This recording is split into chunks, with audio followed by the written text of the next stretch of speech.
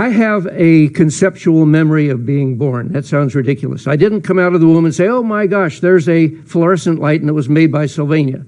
No. In the womb, there was a sensation of compression and advancement against one side and another to this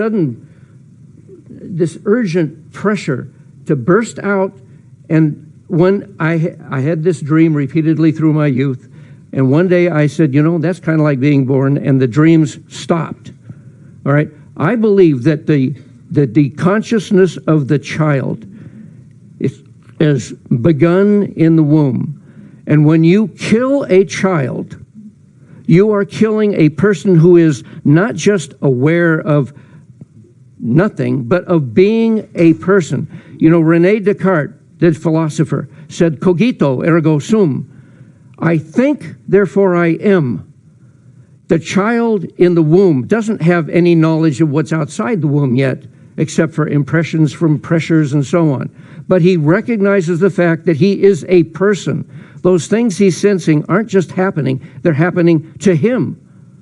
So when the court says they have no way of knowing, we know that they're wrong there. But there's even more clearly, at the time of Roe v. Wade, in Tennessee law and a law all across the states of the Union, a recognition that life existed in the womb. Because what the Tennessee statute is, 68.3.501, it's the Uniform Determination of Death Act. An individual, it says, who has sustained either irreversible cessation of circulatory functions, i.e. heartbeat, or 2, irreversible cessation of all functions of the entire brain, is dead, which means that the law presumes that if there is a brain functioning and a heart functioning, then life is functioning in the womb or anywhere else. All right? It makes clear that life has a legally medical consensus, even though the court said there is no consensus. And that consensus is that when a heart and a brain are functioning, there can be no legal argument that person is alive. Now, it's argued that what Tennessee will waste millions of dollars fighting the proposed law, appealing up to the Supreme Court, only to lose to the supposedly impregnable fortress of Roe v. Wade.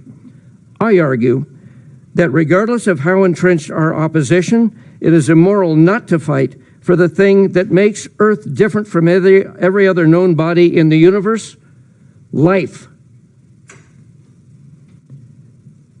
We can win with this bill.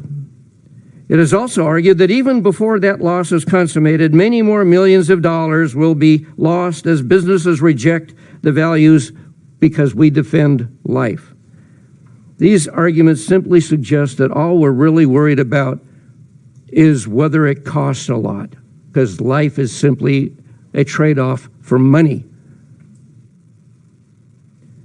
If this bill is abandoned and our tolerance of abortion persists, how many pieces of silver do you expect to get for each child killed by our betrayal? Thank you. Are there any questions for our witness? Senator Robinson, you're recognized. Thank you, Mr. Chairman. And I do believe you're here to testify about viability. I think that's what you told Senator Gardenhire, correct? Personhood and viability. Okay, and you just said that life, heart functioning and brain functioning is life? Yeah. At what point in the womb does a fetus develop a fully developed brain and heart? Fully developed? Yes. Not until they're 20 years old. Let me go back. A fully functional brain and heart. I don't have the timeline for that, but I know that it is existing in there. That is the foundation of all the things that are added as it learns about the world outside the womb. Right, but your testimony was that a functioning heart and brain is life, correct? I did, yes. Okay. And at what point is that in a pregnancy? Leave that to the doctors, but it's way before what is considered viability by the Supreme Court. It's the end of the second trimester. I'm sorry? It's the end of the second trimester. The heart's beating way before that. It's the end of the second trimester, sir. I'm a nurse. What are you? Okay, let's not go Argue. back and forth. All right. Senator Robinson, do you have any more questions? Okay. Any other questions for our witness? Seeing none, Ms. Frowns, thank you for being here today.